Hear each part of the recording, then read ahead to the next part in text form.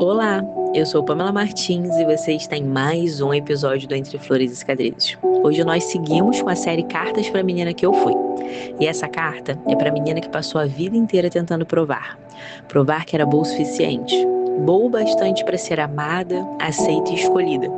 Mas chega um momento em que Deus nos mostra algo libertador. Filhas não precisam viver tentando provar aquilo que o Pai já confirmou. Então vem comigo para mais uma carta. Querida menina, durante muito tempo você viveu tentando provar. Provar que era boa filha, boa mãe, boa esposa, boa profissional, boa cristã. Boa o suficiente, como se a vida inteira fosse uma banca examinadora e você estivesse sempre diante de alguém esperando aprovação. Talvez porque foi assim desde o começo. A menina que precisava merecer amor, a adolescente que queria ser escolhida, a jovem que confundiu carência com amor, a mulher que tentou sustentar um conto de fadas. Todas elas tinham algo em comum: a exaustão de tentar ser suficiente.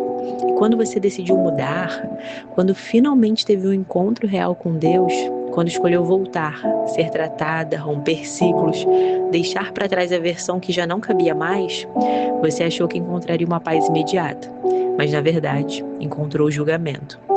Porque quando alguém decide mudar de verdade, o mundo não aplaude primeiro.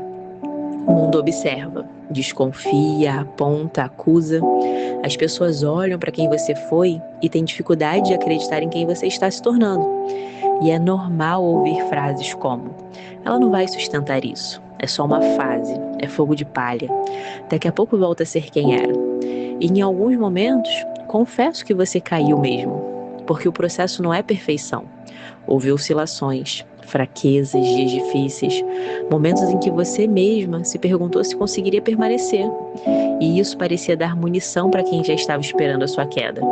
As acusações vinham, os olhares, os julgamentos, as dúvidas, e por um tempo você tentou provar que aquilo era real, que a sua mudança era sincera, que a sua fé não era emoção passageira, que o seu reencontro com Deus não era desespero temporário.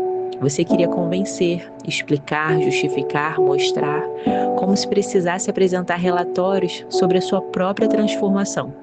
Mas chega um momento em que Deus nos traz uma paz estranha, firme, silenciosa, quase desconcertante. A paz de perceber que você não precisa provar nada para ninguém, porque a única pessoa diante de quem sua vida realmente importa já conhece tudo sobre você. E ainda assim ele permanece. Porque Deus sabe. Ele sabe onde você vai fraquejar, sabe onde você ainda tropeça, sabe onde você ainda luta em silêncio, sabe os pensamentos que você nunca verbalizou, as culpas escondidas, as feridas antigas, sabe exatamente quantos fios existem na sua cabeça e quantas lágrimas você chorou quando ninguém viu. E nada disso escandaliza ele, nada disso surpreende, nada disso faz com que ele diga: agora chega, eu desisto de você. Porque graça não funciona como o amor humano. Ele não ama por desempenho, ele ama por natureza. Não existe abismo profundo demais, pecado grave demais, passado sujo demais, queda definitiva demais para quem decide voltar. Porque a graça nos alcança sempre. E quando você entende isso, algo muda. Você para de correr atrás da validação das pessoas que nem sabem o próprio caminho. Você para de implorar por aceitação. Para de justificar a sua existência. Porque finalmente você entende que é filha, amada, escolhida, pensada, planejada, antes mesmo de nascer. Você não é um acidente, você não é um erro corrigido, você não é um improviso de Deus, você é um projeto, um propósito, um plano. E quando essa verdade desce da cabeça para o coração, você finalmente descansa. Não porque a vida ficou mais fácil, mas porque a guerra interna acabou. A necessidade de provar, de convencer, de ser aceita, de ser reconhecida, de ser validada, tudo isso começa a perder força. E nasce uma serenidade de quem não tem explicação humana. A paz de dizer: eu sei quem eu sou. E mais importante, eu sei quem Deus diz que eu sou. E isso basta. Você não se justifica mais, porque o justo não vive de defesa, ele vive de fé. Você entende que o que Deus sabe sobre você vale infinitamente mais do que qualquer opinião humana. E isso liberta profundamente, porque finalmente você para de perguntar o que as pessoas esperam de mim e começa a se perguntar: Pai, o que o Senhor espera de mim? E essa é a virada, essa é a liberdade. Você deixa de fazer orações dizendo: Deus, realiza a minha vontade, e começa a dizer: Senhor, me permita viver no centro da tua vontade. E isso muda tudo. Muda a menina, muda a adolescente, muda a jovem, muda a mulher. Todas aquelas versões suas que viveram tentando caber, agradar, merecer, provar, finalmente encontram descanso. Porque agora você não quer mais pertencer ao mundo, quer pertencer ao Pai. Você não quer mais a aprovação de quem muda de opinião, quer a paz de quem já foi aceita no céu. Você não quer mais ser definida por rótulos, quer viver a identidade restaurada de filha. E eu só queria poder sentar ao lado daquela mulher cansada de se explicar, daquela versão sua que ainda sentia necessidade de convencer o mundo de que a sua mudança era real. E dizer: silêncio também é resposta. Nem todo mundo merece explicação, nem toda acusação exige defesa, nem toda crítica merece palco. Você não precisa provar o que Deus já confirmou. Você só precisa permanecer, porque quando o Pai te chama de filha, a opinião da plateia perde o microfone. E talvez essa seja uma das maiores curas da maturidade espiritual. Descobrir que paz não é quando todos te aprovam, é quando você finalmente entende que isso nunca foi necessário, porque durante anos você viveu tentando ser suficiente para alguém, suficiente para ser escolhida, suficiente para permanecer, suficiente para ser amada.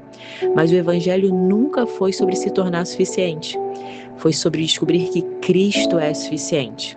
E quando você finalmente entende isso, a corrida termina. A comparação perde a força, a culpa perde voz e a filha encontra descanso no colo do Pai. E ali, no centro da vontade de Deus, sem performance, sem máscaras, sem necessidade de aplauso, você finalmente encontra o lugar mais bonito da vida: ser exatamente quem Deus te criou para ser. Porque, como diz a palavra, o justo viverá pela fé. E talvez essa carta tenha encontrado uma parte sua que também está cansada. Cansada de tentar provar, cansada de convencer, cansada de se explicar. Cansada de carregar expectativas que Deus nunca colocou sobre os seus ombros. E talvez hoje o Espírito Santo esteja te lembrando de algo simples. Você não precisa provar o que o céu já confirmou. Talvez Deus não esteja te chamando para convencer pessoas. Talvez Ele esteja apenas te chamando para permanecer. Porque quando sabemos quem somos em Deus, a aprovação humana perde a força e a paz finalmente encontra espaço para morar em nós. Então, se esse episódio falou com você, compartilhe ele com alguém que também precisa descansar da necessidade de provar valor o tempo todo.